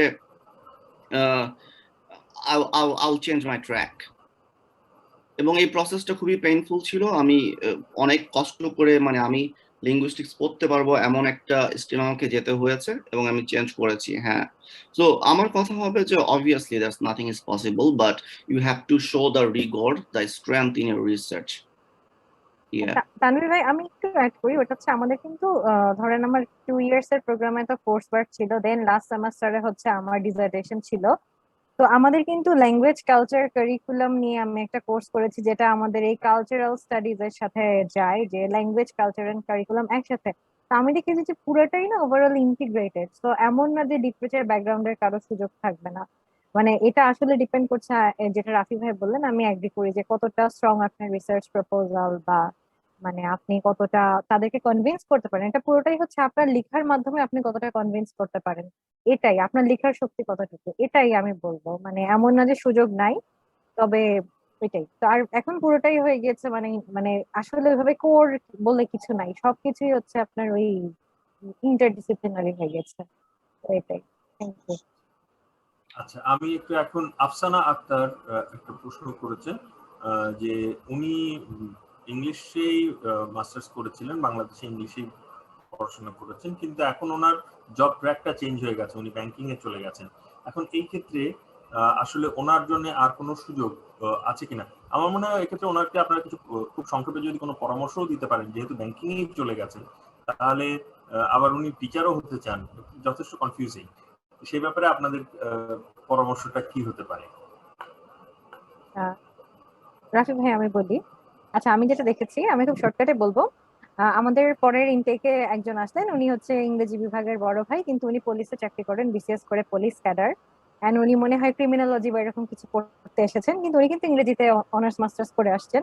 তো আপনি যেহেতু ব্যাংকে জব করছেন, অস্ট্রেলিয়া আওয়ার্ডস কিন্তু বাংলাদেশ ব্যাংকের একটা কোটা আছে, বা আপনি অ্যাপ্লাই করে দেখতে পারেন। আম, মানে আমি দেখেছি যে বাংলাদেশ ব্যাংকে জাহাঙ্গীরনগরের ফার্মাসিতে থেকে পাশ করে বাংলাদেশ ব্যাংকে চাকরি করছে উনি, হচ্ছে বিজনেস, ইন্টারন্যাশনাল বিজনেস করতে মনাশে গিয়েছেন। তা আসলে ব্যাকগ্রাউন্ডের সাথে মানে বিষয়টা হচ্ছে যে আপনি কাজ কি করছেন, কি পড়বেন, দেশ শেষে কি করবেন, এটা জরুরি। আপনি আগে কি পড়েছেন ওটা বিষয় না। মানে আমি 2টা এক্সাম্পল দিলাম, ফার্মাসিতে পড়ে বাংলাদেশ ব্যাংকে চাকরি করে ইন্টারন্যাশনাল বিজনেসে মাস্টার্স করতে গিয়েছে, এবং জাহাঙ্গীরনগর ইংরেজিতে পড়ে পুলিশে চাকরি করে ক্রিমিনোলজিতে পড়তে গিয়েছে। সুতরাং নাথিং ইজ ইম্পসিবল। আচ্ছা, খুব সম্ভবত মিজানুর রশিদ রূপক হাত তুলেছেন, আমরা মিজানুর রশিদ রূপককে একটু সুযোগ দিই। রূপক কি বলতে চাচ্ছিলেন? তারপরে আমি আরেকটা প্রশ্ন নিয়ে আসবো, আফসানা আক্তার একটা প্রশ্ন করেছেন, সেদিকে আমরা যাব। রূপক। জি, থ্যাংক ইউ তানভীর ভাই, রাফি ভাই and Tusha, wonderful session, very informative. আমার জাস্ট একটা কোয়েশ্চেন ছিল প্রাইমারিলি রাফি ভাইয়ের কাছে, but Tusha can also chime in. Rafi ভাই, অস্ট্রেলিয়ার ক্ষেত্রে বিশেষ করে পিএইচডির জন্য যারা ইন্টারেস্টেড আর কি, আপনি কি মনে করেন যে যেহেতু ধরেন অস্ট্রেলিয়াতে এবং ইউরোপের অনেক জায়গায় যেহেতু কোর্স ওয়ার্কের বিষয়টা নেই, and one thing is important to keep in mind যে বাংলাদেশে আসলে এবং এখানে মানে ইনফ্রাস্ট্রাকচারাল কারণ আছে, বিভিন্ন কারণ আছে, অ্যাক্সেস প্রিভিলেজ, বিভিন্ন কারণ আছে যে দেখা যাচ্ছে অনেক কিছুতে আমাদের অ্যাক্সেস থাকে না। যেমন আমি যখন স্টুডেন্ট ছিলাম আন্ডারগ্রেডে, মাস্টার্সে, দেখা যেত যে একটা পার্টিকুলার গণ্ডির পরে আসলে জানার সুযোগটা নাই আর কি। তো সেক্ষেত্রে বর্তমান বিশ্বে কি রিসার্চ হচ্ছে না হচ্ছে, এখন যেটা অনেকটা সুযোগ আছে ডিজিটাল নেটওয়ার্কের কারণে, তখন সেটা ছিল না। তো আপনি কি মনে করেন যে অস্ট্রেলিয়া বা ইউরোপে সরাসরি যেখানে 3 বছরের PhD as opposed to North America যেখানে ধরেন 4 বছর বা 5 বছরের পিএইচডি, যেখানে কোর্স ওয়ার্কটা করায় আর কি, সেক্ষেত্রে পিএইচডি pursue করার আগে do you think it's productive to go first have a masters elsewhere, which was your case actually? আপনি একটা মাস্টার্স করেছেন, তুষার মাস্টার্স করেছেন. I think it's productive in the sense to have some training before you go into a work like PhD যেখানে আপনি হচ্ছে সরাসরি contribute করছেন in knowledge production, right? Ontologically, epistemologically. তো আমার কাছে মনে হয় যে ওই মাস্টার্স এর গুরুত্বটা কতটুকু, যেহেতু কোর্স ওয়ার্ক নাই বাট কিছু নলেজ তো দরকার ইন দ্য সেন্স যে সুযোগটা বাংলাদেশে থেকে অনেক সময় হয়ে ওঠে, রাইট? সো ওই ইম্পর্টেন্সটা কতটুকু, how important was it in your lived experience, in your perspective? Thank you. From my lived experience, I can tell it's very much important. আমার ক্ষেত্রে সম্ভবত আমার মাস্টার্সটা এবং আমার রিসার্চ প্রপোজাল, এই দুইটা জিনিস আমাকে স্কলারশিপটা পাইয়ে দিয়েছে। I can tell that. আমি আমার মাস্টার্সে ফার্স্ট হয়েছিলাম, আর আমি এটা আমার সুপারভাইজারের এক ফ্রেন্ড, সে একজন ডিন, তার সাথে আলোচনা করেছিলাম যে ইউএসএ তে আমার best, one of the best is doing a PhD in the US in one of the best school, and he is a science background PhD student. তো সে আমাকে প্রায় খোঁচায়, 3 বছরে কি পিএইচডি শেষ করিস, তোরা কি কোনো রিসার্চ করিস, মানে just as a fun part. So I was discussing this with one of the deans, and she explained, Rafi, we recruit candidates who are ready to start their project independently. আমরা কোনো training দিব না। এবং আমার PhD ক্ষেত্রে আমি সেটাই দেখেছি, আমার সুপারভাইজার আমাকে নতুন কিছু শেখায় নাই। I do all my work, I submit, and they just comment, this is good, this is bad, change it. So সেই ক্ষেত্রে বাংলাদেশের জন্য আমি যদি বলি, হ্যাঁ, US PhD programme is wonderful, যেহেতু আমাদের রিসার্চের কম্পোনেন্টটা বাংলাদেশে স্ট্রং নাই, so USA will prepare you to do that. But in case of Australian PhD, if you have a master's, like an intense master's, then you don't need that. এই কারণে যেটা হয়েছে যে আমি অরিগন স্টেট ইউনিভার্সিটি ফান্ডিং পেয়েছিলাম, কিন্তু ওরা আমাকে বলেছে যে জিআরই দিতে হবে এবং কোর্স ওয়ার্ক করতে হবে। এখন জিআরই কেন দিব, ম্যাথ পারি না বলেই তো ইংলিশে আসছি, তাই না? আবার যে ওই ম্যাথের ঝামেলা কে পড়বে, এইটা একটা বিষয়। আর দ্বিতীয় হচ্ছে, আমার কাছে মনে হচ্ছিল যে I already have all the skills to start my project, কারণ আমি যখন ইউকে তে অ্যাপ্লাই করেছিলাম, 4টা রাসেল গ্রুপ ইউনিভার্সিটি অ্যাপ্লাই করেছিলাম, সবগুলোতে আমাকে অফার লেটার দিয়েছে এবং একটা থেকে আমি ফান্ডিং পেয়েছিলাম, ফুল না, টিউশন ফিটা। কিন্তু you know, like UK is very expensive, living cost তুলতে গেলে আমার পিএইচডি করা লাগবে না। অ্যান্ড মিনহোয়াইল আমি অস্ট্রেলিয়াতে ফান্ডিং পেয়ে গেলাম, সে কারণে আমি এখানে চলে আসলাম। তখন আমার মনে হয়েছিল যে why would I waste 2 years more learning the same thing? তাহলে আমাকে একই এথনোগ্রাফিক রিসার্চ মডেল শেখাবে, কোয়ালিটেটিভ রিসার্চ শেখাবে, কোয়ান্টিটেটিভ রিসার্চ শেখাবে, এগুলো আমি অলরেডি জানি, তাই না? So I thought I can use that time for my postdoc. আমি একটু রিপোর্ট, হ্যাঁ, ইউএসএ তেই পোস্টডক করব, যে অস্ট্রেলিয়া থেকে পিএইচডি শেষ করে ইউএসএ চলে গেলাম। সো ওই দেখা যাচ্ছে যে 4 থেকে 5 বছর সময় নিয়ে আমি পিএইচডি শেষ করতাম, ওই একই সময়ের মধ্যে আমার পিএইচডিও শেষ হয়ে যাচ্ছে, পোস্টডকও শেষ হয়ে যাচ্ছে। ইট সেভস টাইম। আমি একটু অ্যাড করি রূপক এখানে, যেটা হচ্ছে যে আমি তো মাস্টার্স করলাম, আমি লাস্টে ডিজার্টেশন যেটা করেছি ওইটাকে আমি যেটা আগেও বলেছি যে ওরা বলছে গ্রাজুয়েট রিসার্চ পাথওয়ে, এবং ওই ডিজার্টেশনটা করে হচ্ছে আমার সাথে ক্লাসে যারা আসছে ওইটা হচ্ছে প্রি পিএইচডি ইউনিট, যারা পিএইচডি করবে ওরা হচ্ছে আমাদের সাথে ডিজার্টেশন করে। এন্ড আমাদের দুটো টার্ম ছিল, মানে প্রথমটাতে হচ্ছে আমাদের পুরো রিসার্চ মেথোডোলজি মানে সব কিছু শিখিয়েছে, এন্ড দেন আমরা পরের টার্মে হচ্ছে ডিজার্টেশনটা করেছি। তো আমার সাথে যারা ছিল ওরা পিএইচডি তে যাবে, মানে এটা হচ্ছে কি পাথওয়েটা এই জন্যই বলছে যে মাস্টার্স থেকে পিএইচডি যে ট্রানজিশনের জায়গাটা ওইটা ছিল ইউনিট, তো ওরা কিন্তু ট্রেন করে দেয়। মানে ধর মানে যাদের হচ্ছে যে রিসার্চ এক্সপিরিয়েন্স নাই, প্রিভিয়াস রিসার্চ ব্যাকগ্রাউন্ড নাই, তাদের জন্য হচ্ছে এই ইউনিটটা। তো মানে ওরা হচ্ছে পিএইচডি শুরু করবে। তো আমার যেটা হয়েছে যে ওদের তো মানে ওদের একটা ক্রাইটেরিয়া আছে যে স্কোর হচ্ছে 80% মনে হয় না 75% পেতে হয়, পাওয়ার পরে হচ্ছে ডিরেক্ট ডক্টর পিএইচডি তে এনরোল করা যায়। বাট যেহেতু আমার একটা কন্ডিশন ছিল দেশে চলে আসে, এই জন্য আমি চলে আসি, এবং 2 বছর শেষ না হওয়া পর্যন্ত আমি আবার পিএইচডি তে অ্যাপ্লাইও করতে পারবো না, আমার সুযোগ থাকলেও আমি অ্যাপ্লাই করতে পারছি না। তো এটা হচ্ছে মানে আমি বলবো যে ওরা কিন্তু ট্রেন করে। হ্যাঁ, এই এটা কিন্তু Rupak, if you consider the amount of time it's pretty much the same. তুই যে 2 বছর হচ্ছে ইউএসএ তে পিএইচডির জন্য কোর্স ওয়ার্ক করছিস, সেটা অস্ট্রেলিয়াতে মাস্টার্স এর মাধ্যমে সেটা কভার করতে হচ্ছে 2 বছর। So pretty much the time length is the same. Now this is very helpful actually, Rafi bhai and Tusha, এবং এটা বেসিক্যালি আমি আনলাম কারণ স্টুডেন্টদের একটা পার্সপেক্টিভ দেওয়ার জন্য আর কি, একটু কন্টেক্সচুয়ালাইজ করার জন্য। কারণ আমরা যে এখানে কোর্স ওয়ার্ক করছি, যারা ইউএসএ তে, নর্থ আমেরিকাতে, কানাডাতে যারা পিএইচডি করছে কোর্স ওয়ার্কের মধ্যে, আমরা একই কোর্স ওয়ার্ক কিন্তু আমাদের ক্লাসে যে মাস্টার্স এর স্টুডেন্ট সে কিন্তু একই কোর্স ওয়ার্ক করছে। আবার যে ধরেন এমএফএ, যেটা আরেকটা টার্মিনাল ডিগ্রি আর কি, masters in fine arts for many arts and humanity students, তারাও কিন্তু ওই একই দেখা যাচ্ছে যে কোর্স ওয়ার্ক করছে আর কি। সো আমার কাছে মনে হয় যে এবং স্টুডেন্টদের পার্সপেক্টিভ থেকে কেউ যদি অস্ট্রেলিয়া বা ইউরোপে পিএইচডি করতে চায়, তাহলে প্রাইমারিলি হয়তো অলরেডি যদি মাস্টার্স করে না থাকে বাংলাদেশ থেকে, তাহলে একটা মাস্টার্স বাইরে থেকে করে নেওয়া ভালো, টেকনিক্যালি সেই একই ইনস্টিটিউট বা একই কান্ট্রি থেকে, অথবা একটা মাস্টার্স করে থাকলেও বাইরে একটা সেকেন্ড মাস্টার্স করে তারপরে 3 বছরের পিএইচডি তে যাওয়া বেটার আর কি। কারণ মানে I have a few friends যারা বেসিক্যালি পিএইচডি তে অ্যাপ্রুভড হয়ে যাওয়ার পরেও একটু স্ট্রাগল করেছে in terms of methodology, in terms of approach, in terms of cultural capacity.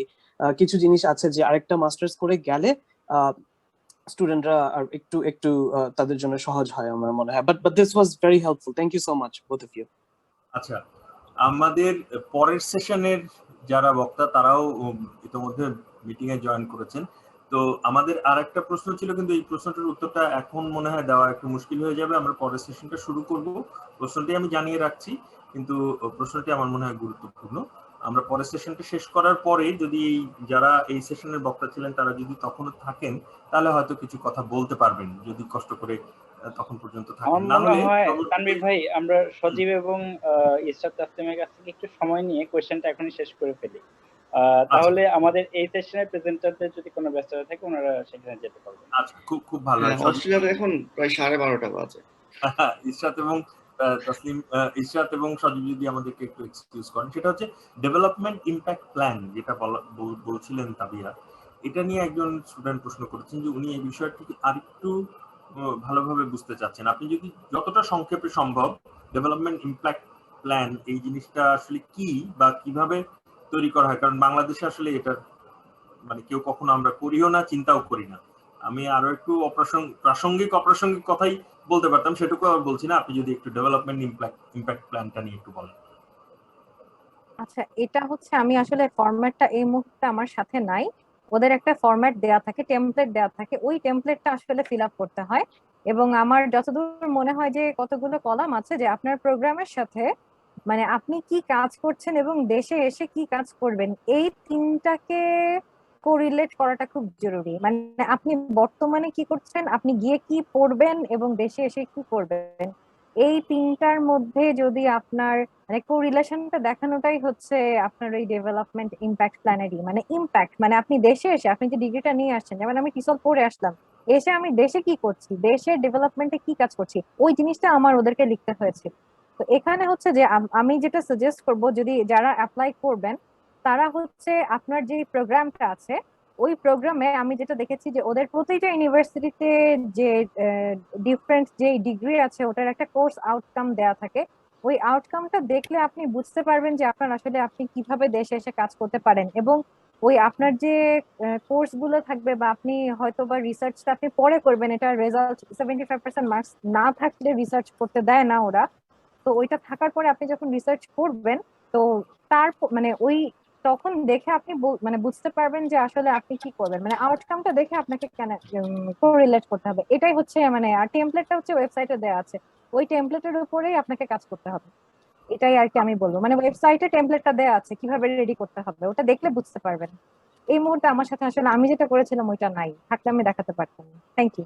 আচ্ছা, আমার মনে হয় শিক্ষার্থীরা এটুকু বুঝতে পারছেন, মানে একেবারে টেকনিক্যাল ডিটেইল গুলো এখনই সামনে না দেখলেও বুঝতে পারছেন যে অস্ট্রেলিয়ান অ্যাওয়ার্ডস এর একটা অন্যতম গুরুত্বপূর্ণ অংশ হচ্ছে আপনার দেশকে সামনে রাখা। তার মানে আপনি আপনার দেশকে ভুলে যেতে পারবেন না, আপনার দেশে আপনাকে ফেরত আসতেই হবে। আপনার 10 বছর পরের পরিকল্পনা যাই হোক, আপনি কোর্স শেষ করে ফেরত আসবেন এবং দেশে কিছু একটা করবেন, সেটা আপনাকে ভাবতে হবে।